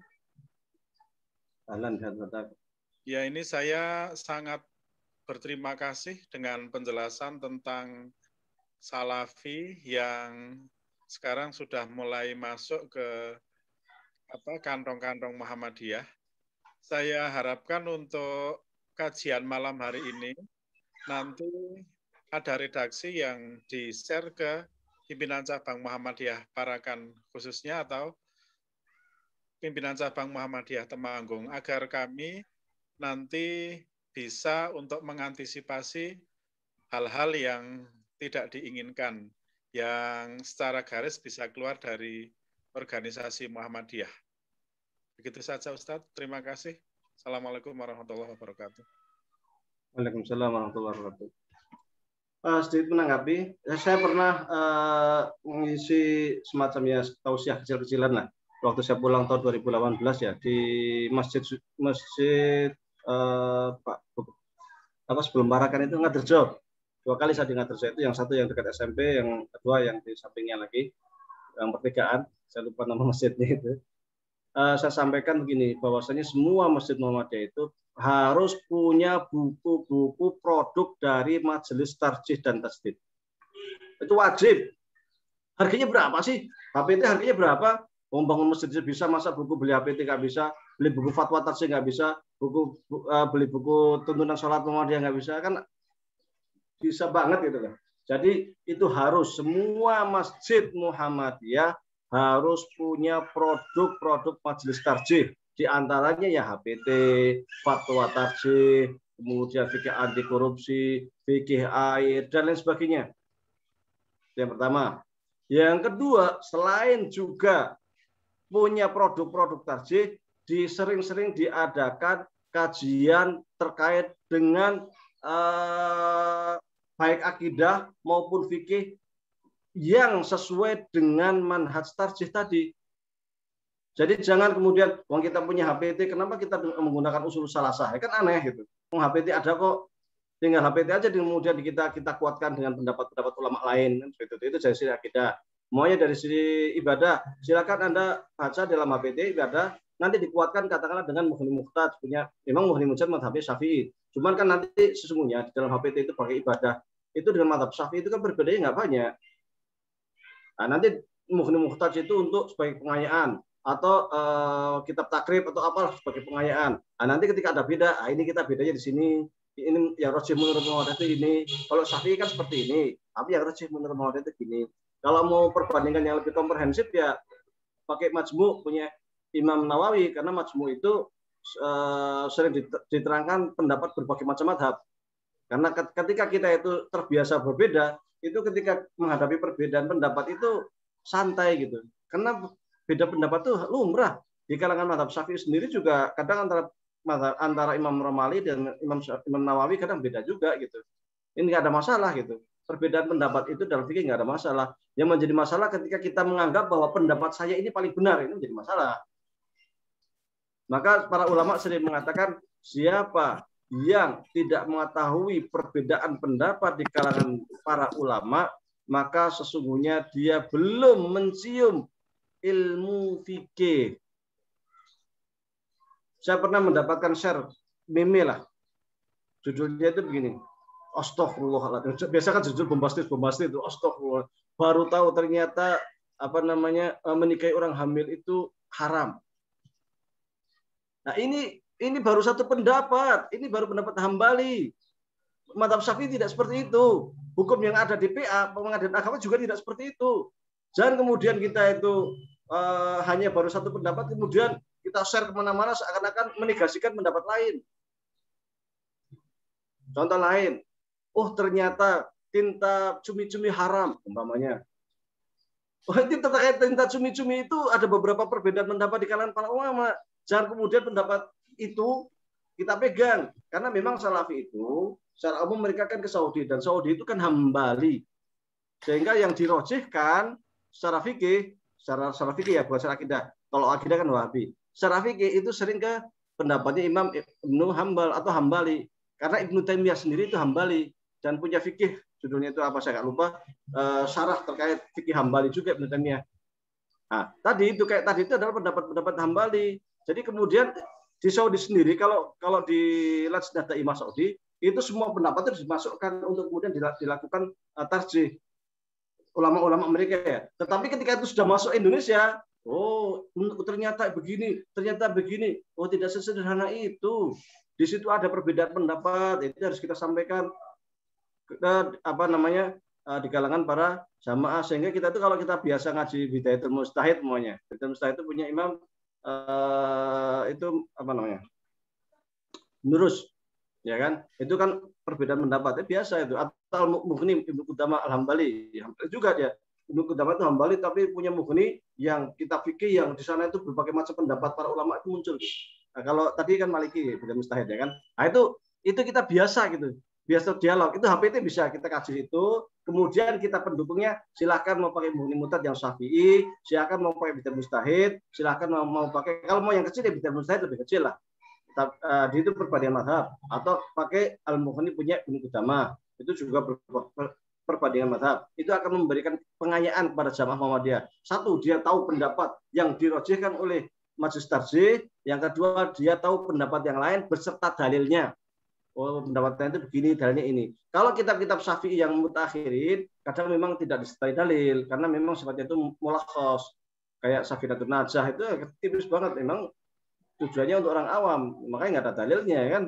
Nah, terus atau yang lain yang kecil-kecil itu biasanya nggak. Tapi kalau sudah masuk ke Mughni Muhtaj, sudah masuk ke Majmu', sudah masuk yang lain-lain, itu yang namanya dalil itu luar biasa. Kemudian pendapat ulama juga dimasukkan semua situ. Nah itu. Jadi dengan adanya kajian-kajian tarjih seperti itu, insya Allah akan memperkuat ideologi Muhammadiyah supaya mereka tidak mudah merongrong masuk di dalam amal usaha Muhammadiyah, kemudian ujung-ujungnya membuat perpecahan di dalam Muhammadiyah. Ini persoalan. Karena kalau sudah seperti itu cenderungnya juga jadi jumud, jadi mudah mudah menyalahkan. Fotografi dianggap sebagai sesuatu yang diharamkan. Padahal di majelis tarjih jelas boleh. Dulu memang awal-awal diharamkan memasang foto Kiai Haji Ahmad Dahlan ya kan, awal-awal. Karena dianggap khawatir kita takdim terlalu tinggi. Tetapi kan kemudian fatwa itu kan dimansuhkan. Dimansuh kemudian dibolehkan zaman sekarang. Nggak ada masalah. Yang saya heran kok pendapat seperti itu bisa masuk ke kurikulum pesantren Muhammadiyah sampai mengatakan fotografi haram karena menjurus kepada kesyirikan. Ini juga heran juga saya. Kenapa bisa masuk ke kurikulum ya pendapat salafi seperti ini? Padahal fatwa tarjih tidak seperti itu. Nah, ini kan aneh. Nah, kemudian fatwa-fatwa yang sangat modern ya kayak fikih anti korupsi itu sangat bagus itu. Fikih air dan sebagainya itu sangat bagus. Itu perlu dikaji di masjid-masjid Muhammadiyah. Barangkali dengan itu dapat memperkuat ideologi kita, kebanggaan kita terhadap produk-produk majelis tarjih yang sangat luar biasa, cuman minim sosialisasi. Wallahu a'lam. Syukran. Terima kasih Ustadz Wahyudi. Baik, ini ada satu pertanyaan terakhir Ustadz. Izin membacakan. Assalamualaikum Ustadz, izin bertanya, maaf lewat chat. Saya ingin bertanya terkait dengan dakwah. Ini saya sering diajak kajian teman-teman HTI dan kawan-kawan kuliah yang baru hijrah. Banyak mahasiswa yang baru hijrah beberapa tahun dan sudah menjadi pemateri dalam forum-forum kajian Islam dan sebagainya. Dalam menerima dakwah mereka, bagaimana sikap kami dalam menyikapi ajakan dan dakwah tersebut? Karena jika dilihat dari latar belakang pendidikan mereka, itu tidak berasal dari pondok dan lain sebagainya. Sehingga latar belakang keilmuan kami masih ragu. Bagaimana sikap kami seharusnya Ustadz? Terima kasih. Kalau soal ilmu itu kan balighu anni walau ayah ya. Seorang jadi dai siapapun bisa menjadi dai lah. Dia baru punya 1-2 ini asal dia ini punya keilmuan yang ini bolehlah disampaikan. Hanya kalau hanya ajakan kebaikan nggak ada masalah. Tetapi ketika terkait dan fatwa ini harus hati-hati. Kadang orang itu semangat di dalam berislam karena dia baru istilahnya itu habis dari sesuatu yang dia itu tidak melakukan, atau dia sebelumnya dia orang pelaku maksiat, dia sebelumnya itu nggak pakai hijab, sebelumnya begini-begini, kemudian dia itu sadar, taubat, akhirnya dia itu pakai hijab, pakai niqab, pakai cadar dan sebagainya ya kan, dia semangatnya tinggi, kemudian dia membuat grup, baik grup WhatsApp, baik grup Facebook dan sebagainya, mengatasnamakan hijrah ya kan, dia berdakwah, ini nggak ada masalah, bagus-bagus saja. Tetapi ketika sudah dengan fikih itu harus hati-hati. Fatwa itu tidak boleh sembarangan. Harus tahu fondasi, harus tahu bahasa Arabnya, bagaimana, tahu sorobnya, ilmu alatnya, usul fikihnya. Karena ketika kita itu belajar fikih, bahkan istilahnya itu saya kadang berpikir ya, istilah itu 20 tahun lebih kita belajar agama, 30 tahun lebih sejak dari mu'alimin sampai sini. Itu sampai sekarang juga masih belum ada apa-apa, belum punya ilmu apapun, masih sangat-sangat sedikit. Kadang saya heran aja ketika mereka baru dari orang umum, kemudian bahasa Arabnya nggak bisa, tetapi sudah berani memberikan fatwa. Itu kadang heran. Seberaninya itu, gitu. Uang kita yang belajar sampai puluhan tahun aja untuk memberikan fatwa, cuma masih mikir-mikir, kalau nggak tahu ya nggak tahu, gitu kan. Masih buka-buka buku, buka-buka tafsir, siapa tahu nanti salah. Tapi mereka dengan mudahnya memberikan fatwa. Apalagi kemudian dengan mudahnya copy paste share. Nah, ini juga persoalan itu. Karena kalau kita tidak hati-hati, kita bisa nge-share sesuatu pendapat yang salah dan itu bisa menyesatkan. Maka kalau di grup-grup WhatsApp dan sebagainya itu hati-hatilah, jangan mudah share. Jangan mudah copy paste share. Copy paste share kecuali ke orang atau pendapat itu kita sudah yakin kebenarannya. Kalau soal hukum fikih dan sebagainya, tunggu dulu lah. Kecuali memang kita sudah yakin itu ada pendapat utama daripada para ulama. Ininya kalau orang-orang hijrah mengajak kebaikan dan sebagainya, akhlak untuk sholat, untuk apa macam-macam itu nggak ada masalah. Balighu anni walau ayah, kan sampaikan dariku meskipun hanya 1 ayat. Tetapi kalau sudah ada fatwa, itu ya harapan kita sebenarnya mereka sadar diri sehingga tidak mudah mengeluarkan fatwa, karena yang namanya fatwa itu sangat berat tanggung jawabnya dan sangat berat syaratnya. Fatwa itu tidak mudah karena kita harus memahami sekian kitab, kita harus memahami sekian berbagai macam pendapat di kalangan para ulama, tidak sederhana. Apalagi kemudian konteks-konteks sosial saat ini banyak yang berbeda dengan konteks-konteks tempo dulu, sehingga harus ada penyesuaian sesuai dengan maslahat kontemporer. Seorang mufti itu harus memahami fiqhul waqi', fatwa realitas masyarakat, harus paham maqasid syariah, harus paham usul fikih dan lain sebagainya. Jika sembarangan maka bisa salah, sesat dan sesatkan. Menurut Ibnu Rusd dalam kitabnya Faslul Maqafi memberikan fatwa dan salah, mustahil dan tidak punya ilmu alat. Dosa karena dia berani berfatwa, dosa fatwanya salah. Sesungguhnya menurut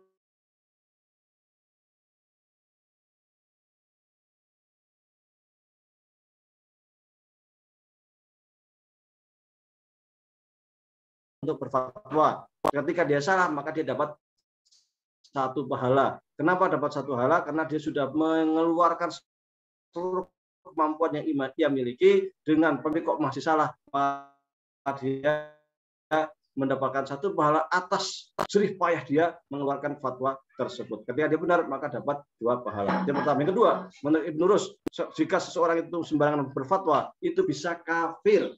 Kenapa bisa kafir? Ketika dia berfatwa terkait dengan persoalan pokok agama dan salah, maka dia bisa kafir. Terkait dengan usuluddin, persoalan agama, persoalan tauhid, ini tidak boleh sembarangan memberikan fatwa. Ketika kita salah memberikan fatwa, semisal mengatakan bahwasanya surga dan neraka tidak ada, atau Allah tiga, seumpama nih. Ini kan terkait usuluddin. Ini nggak boleh sembarangan. Setidaknya nanti bisa, andai kata tidak kafir, bisa menjadi ahlul bid'ah. Seperti apa? Oh, surga dan neraka itu tidak kekal karena yang kekal hanya Allah, al-baqa'u lillah, kan yang kekal hanya Allah. Surga dan neraka itu tidak kekal. Itu menjadi ahlul bid'ah kita. Jadi nggak sembarangan gitu. Maka hati-hati di dalam berfatwa. Kalau tidak berbahaya. Silakan orang-orang hijrah untuk ngajak kebaikan, tidak ada masalah. Kita juga ikut kajian mereka, tidak ada masalah. Tetapi dalam fatwa harus hati-hati dan harus melihat kepada para ulama yang memang sudah punya kapabilitas keilmuan. Wallahu a'lam. Jazakallah khair Ustaz atas ilmunya. Karena waktu juga sudah menunjukkan pukul 9:30 maka kajian juga berakhir. Terima kasih kepada jamaah. Sebelumnya mari kita berdoa terlebih dahulu. Silakan Ustaz. Ditutup. Baik, mari kita beristighfar. Astaghfirullahaladzim. Alladzi la ilaha illa huwal hayyul qayyum wa atubu ilaih. Astaghfirullahaladzim. Alladzi la ilaha illa huwal hayyul qayyum wa atubu ilaih.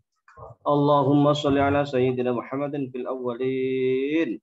Allahumma shalli ala sayyidina Muhammadin fil akhirin. Allahumma shalli ala sayyidina Muhammadin fil mala'il a'la ila yaumiddin. حمدا يوافي نعمه ويكافئ مزيدا يا ربنا لك الحمد كما ينبغي لجلالك وجهك وعظيم سلطانك. ربنا ظلمنا انفسنا وان لم تغفر لنا وترحمنا لنكونن من الخاسرين. ربنا ولا تحمل علينا إصرا كما حملته على الذين من قبلنا. ربنا ولا تحملنا ما لا طاقة لنا به واعف عنا واغفر لنا وارحمنا أنت مولانا فانصرنا على القوم الكافرين. ربنا اغفر لنا ذنوبنا ولوالدينا وارحمهما كما ربيانا صغارا. ربنا اغفر لنا ذنوبنا ولإخواننا الذين سبقونا بالإيمان ولا تجعل في قلوبنا غلا للذين آمنوا ربنا إنك رؤوف رحيم. ربنا إننا آمنا بما أنزلت واتبعنا رسولك فاكتبنا مع الشاهدين. ربنا وآتنا ما وعدتنا على رسلك ولا تحزنا يوم القيامة إنك لا تخلف الميعاد. ربنا لا تزغ قلوبنا بعد إذ هديتنا وهب لنا من لدنك رحمة إنك أنت الوهاب. ربنا هب لنا من أزواجنا وذرياتنا قرة أعين واجعل للمتقين إماما. ربنا آتنا من لدنك رحمة وهيئ لنا من أمرنا رشدا. اللهم إنا نسألك علما نافعا وعملا تقبل ورزقا حلالا طيبا. اللهم إنا نعوذ بك من علم لا ينفع ومن قلب لا يخشع ومن نفس لا تشبع ومن دعاء لا يستجاب لها. اللهم إنا نعوذ بك من علم لا ينفع ومن قلب لا يخشع ومن نفس لا تشبع ومن دعاء لا يستجاب لها. اللهم لا تدع لنا ذنبا إلا غفرته ولا عيبا إلا سترته ولا مريضا إلا شفيته ولا طالب علم إلا وفقته ولا حاجة من حوائج الدنيا إلا قضيت يا أرحم الراحمين. Allahumma inna nas'aluka salamatan fid din wa afiatan fil jasadi wa ziyadatan fil ilmi wa barakatan fil rizqi wa taubatan qabla al-maut wa rahmatan 'indal maut wa maghfiratan ba'da al-maut. Allahumma hawwin 'alaina fi sakaratil maut wa najjina minan nari wal 'afwa 'anil hisab. Allahumma a'inna 'ala dzikrika wa syukrika wa husni ibadatik. Allahumma ajirna minan nar. Allahumma ajirna minan nar. Allahumma ajirna minan nar. Allahumma rfa'anna al-bala wal waba wal mihan wa ta'am bi rahmatika ya arhamar rahimin. Ya Hayyu ya Qayyum bi rahmatika nastaghits. Ya Hayyu ya Qayyum bi rahmatika nastaghits. Ya Hayyu ya Qayyum bi rahmatika nastaghits. Rabbana atina fid dunya hasanah wa fil akhirati hasanah wa qina adzabannar. Wa sallallahu ala sayyidina Muhammadin wa ala alihi wasallam. Subhanaka rabbika rabbil izzati amma yasifun wa salamun alal mursalin walhamdulillahi rabbil alamin. Jazakallah khair Ustadz dan juga para jamaah seluruhnya. Terima kasih telah mengikuti kajian kita pada hari ini. Untuk rekaman insya Allah akan segera diupload, dan bagi Bapak Ibu yang ingin melihat rekaman kajian YouTube kami episode sebelumnya bisa di-follow dan subscribe pada media sosial kami yang sudah kami kirim di kolom komentar. Terima kasih Ustadz atas ilmunya.